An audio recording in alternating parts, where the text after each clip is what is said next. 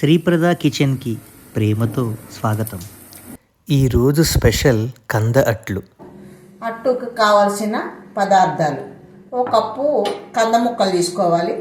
దానికి సరిపడా ఈ కొలతతోటి పెసరపప్పు, కొంచెం జీలకర్ర, ఉప్పు, పచ్చిమిరపకాయలు, సింపుల్గా అంతేనండి. ఈ పెసరపప్పు ముందుగా నానబెట్టుకోవాలి. మనకి ఒక నానబెట్టిన పెసరపప్పు ఇవి మొత్తం మిక్సీ పట్టుకోవాలి. మిక్సీ పట్టుకుని అట్లు వేసేటప్పుడు చూపిస్తాను.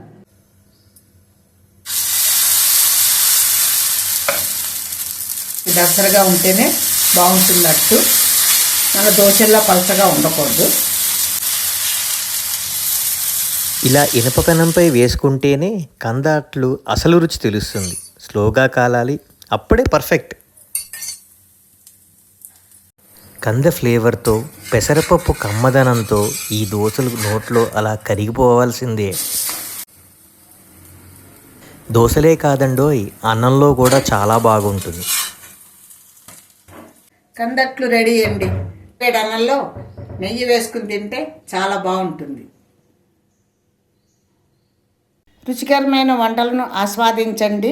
ఇంకా ఇలాంటి వంటల కోసం ఫాలో చేయండి, లైక్ చేయండి, షేర్ చేయండి.